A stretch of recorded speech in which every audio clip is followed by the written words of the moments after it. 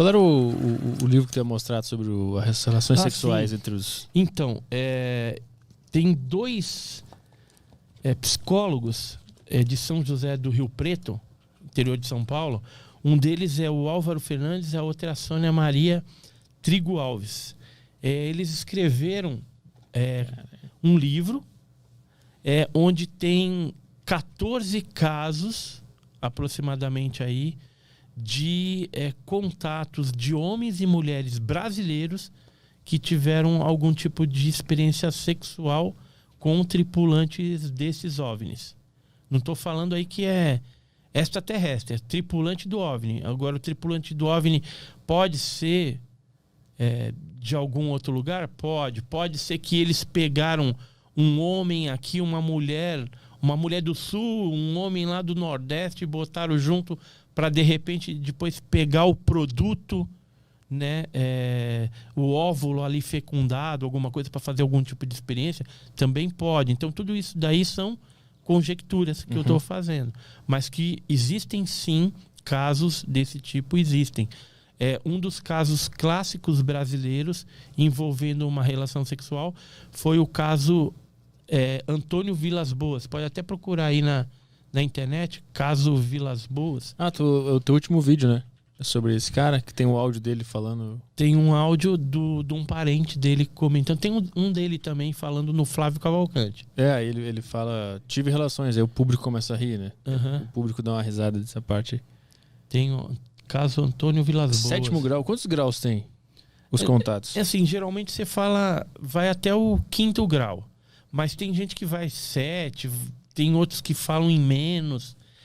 Cada pesquisador convencionou aí alguns graus, né? Então, o Heineck, ele falava lá, caso de 1º grau, avistamento de uma luz distante, né? Sem identificação. Caso de 2º grau, pouso de nave com evidência física, né? Marca no solo ou nas testemunhas, interferência em eletrônicos, esse 2º grau. 3º grau, quando aparece o ser, pode estar com a nave ou sem a nave, porque às vezes você tem a visita de dormitório. 4º grau, aí é a abdução, que aí pode ter a relação sexual e às vezes pode ter o implante, que são colocação de microsistemas dentro do corpo do ser humano. Qual é a que tu falou antes? Dormitório? Visita de dormitório. Como assim? Que assim, as abduções podem ocorrer quando você está, sei lá, viajando, andando num carro, numa estrada erma, ou você está dentro da sua casa dormindo. Pode ser na zona rural ou na cidade populosa, dentro de um apartamento, o objeto vai lá e te abduz. Entendi. Te atravessa pela parede, pela janela, entendeu? Joga um foco de luz e você sai flutuando e entra para dentro da nave. Eles fazem o que tem que fazer e te largam lá na cama. Você pode estar até com o cônjuge do lado e o cônjuge fica paralisado se não é interesse para eles e vai trabalhar só com você. E a pessoa fica dormindo lá. Eu abri uma parte aqui que já tem um relato. Fizemos a regressão de memória da moça. Realmente ela manteve relações sexuais com um rapaz loiro, alto, cabelos até os ombros. Eu toro o cara. A comunicação foi unicamente mental. Ele estava vestido do pescoço até os pés com um macacão brilhante, sem abertura visível, tendo sido aberta unicamente a parte genital. Olhos claros e brilhantes, orelhas normais. O quanto de projeção é esse aqui que ela queria transar com um cara assim? Porque se isso aqui tá numa hipnose, vem muita coisa do inconsciente, né? Então, essa daí eu não sei qual é o caso que você tá vendo, mas tem casos aí que foi até complicado. A menina era virgem, ou ficou semi-virgem. Entendeu? Eu não sei se é esse caso aí, se é o caso de... Vamos ver. Para a relação, abriu somente a parte do macacão referente aos órgãos genitais. Ao tocá-lo, a moça percebeu que era diferente. Menor, úmido. Apesar da moça ser virgem e relutar em manter relações sexuais com seu noivo, sentiu forte excitação a ponto de desejar a relação sexual. A comunicação entre os dois foi unicamente mental. Disse-lhe que era de longe.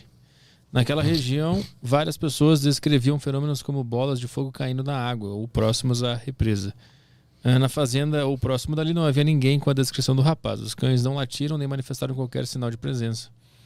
Após a regressão, a moça ficou livre do abalo psicológico por ter mantido relações sexuais com um desconhecido e também pelo fato de se sentir suja ou mal cheirosa e não ter sido beijada. O cara não é romântico. Casou-se com seu noivo. Hoje já é mãe infeliz. O segredo permaneceu entre nós e sua irmã. Caralho, que loucura. O cara deu um beijo na boca.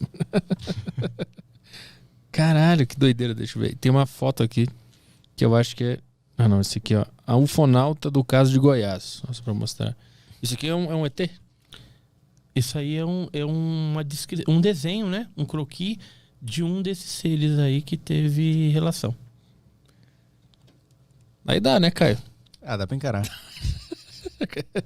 O ufonauta do caso de Goiás, olhos levemente puxados, azuis e brilhantes, nariz reto, boca grande e reta.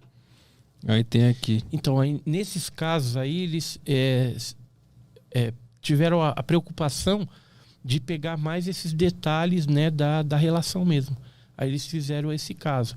Geralmente, os casos que envolvem isso, ele é um pouco mais complexo, né? Tem uma série de outros detalhes. O caso Vilas Boas, por exemplo, você vai ver lá que tem todo um... Dá para fazer até um filme, né?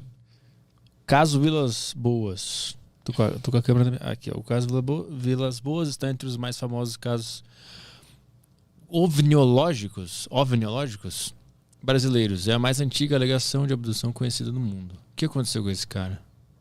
Então, ele estava em São Francisco de Sales, em 57, e lá ele estava arando a terra, preparando a terra para plantar no seu trator, quando um objeto desse, ele já tinha visto alguns dias antes, junto com parentes também, mas nesse dia especificamente, o objeto veio, pousou e desceram uns seres pequenininhos, vestindo uma espécie de escafandro. E aí ele tentou pular, porque o trator parou também de funcionar. Aí ele pulou na terra fofa, tentou correr, mas os seres agarraram ele e levaram para dentro da nave. Dentro da nave ele foi despido, passaram uma espécie de óleo no corpo dele. Ele chegou até a vomitar no campo do compartimento que ele estava. E saiu algumas coisas da parede, como se fosse uma névoa e um cheiro meio diferente. E aí depois eles tiraram o sangue do queixo dele, ficou com os hematomas no queixo. E aí entrou uma mulher que nos desenhos aí aparece uma loira, tal, mas não era assim. Ela era feinha, segundo o que ele disse.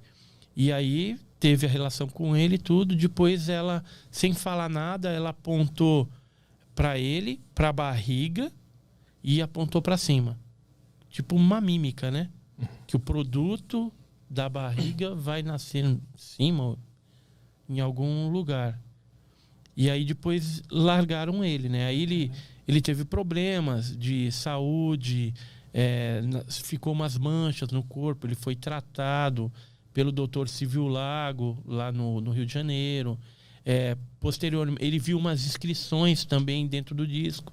Posteriormente, pagaram a passagem, os americanos levaram ele para os Estados Unidos para ele tentar reconhecer esse tipo de inscrições numa outra nave que os Estados Unidos tinha capturado. E depois ele foi chamado uma segunda vez para ser levado aos Estados Unidos, mas ele já estava de idade e tudo e não quis ir e não foi. Cara, eu abri bem na página, sem querer aqui. Desse caso. Vilas Boas? Tá aqui a narração, inclusive, narrou o Antônio. Aquela fala era diferente de qualquer som que já ouvira. Parecia latidos e ganidos, parecendo sons de animais. A conversa parou, os raptores despiram Antônio, que gritou e lutou, mas seus esforços foram inúteis. Antônio pensou, será que vão me matar? Apesar de usarem de força para conter Antônio, em momento algum o machucaram. Um dos ufonautas, que é um dos ETs, né, aproximou-se dele com o que parecia ser uma esponja molhada e esfregou em todo o seu corpo. O óleo que tu falou. Aquele óleo, né? Um negócio viscoso. E aí deixaram-nos por alguns instantes sozinho. Depois disso foi levado para uma porta que tinha dizeres em vermelho, ó, que tu disse, no alto. Tentou memorizá-la, apesar de nada significar para ele, pois eram caracteres desconhecidos. Os símbolos eram vermelhos e talvez devido a efeito luminoso pareciam estar a uns 5 centímetros de saliência do metal da porta. Cara, bem detalhado. Nesta sala, os ufonautas aproximaram-se com algo parecido a um cálice. Aí pegaram o sangue ali do queixo. Foi deixado sozinho por aproximadamente 30 minutos. Depois ouviu barulho na porta, viu com surpresa entrar uma mulher nua caminhando em sua direção. Segundo Antônio, a mulher a mais bonita que já viu. Sua altura, segundo ele, não ultrapassava seus ombros. Não, então isso aí é um fato errado, entendeu? Que divulgaram. Que ele falou que não era tão bonita assim, não.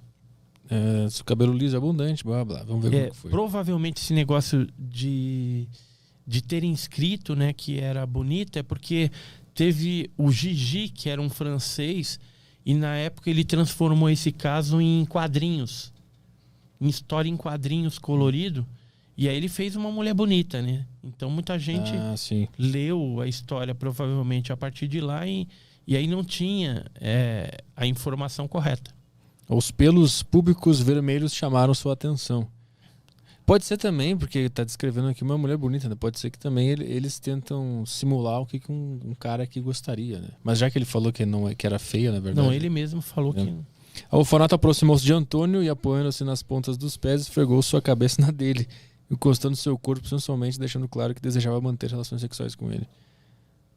Ele sentiu uma excitação incontrolável, coisa que nunca lhe acontecera antes, e logo praticaram o ato. Foi um ato normal e ela se comportava como qualquer mulher. Depois houve um período de carícias comum seguido de nova relação. Porra, mandou 2. Mais tarde ele esclareceu que em nenhum momento ela o beijou. Os caras não gostam de beijar. Os caras não gostam de dar beijo na boca. Apenas mordeu carinhosamente no queixo. Eles têm um negócio com queixo, essa raça aqui também, né? Cara, que loucura. Aí mostra aqui sobre ele. Ele vai lá no Dr. Fontes e faz os exames. O Dr. Fontes, o Dr. Silvio Lago, Irene Granke. Cara, que loucura. São 17 relatos, é isso? Aqui nesse livro? Tem um monte aí. Isso é alguns, só brasileiros, né? Mas tem uns casos também norte-americanos. Mais uns desenhos aqui. Esse é o caso Mirassol. E aí, Caio? Mirassol, São Paulo. Cara? Torava. A mulher do caso do agrimensor. Altura, 1,30. Ah, não. Não mesmo. Cara, que loucura. Esse livro tem pra vender na internet? Olha, muito difícil. Acho que agora só em sebo de livro mesmo. Queria ler tudo que tem aí. Deve ter na internet, talvez tenha um PDF, talvez, né? Talvez.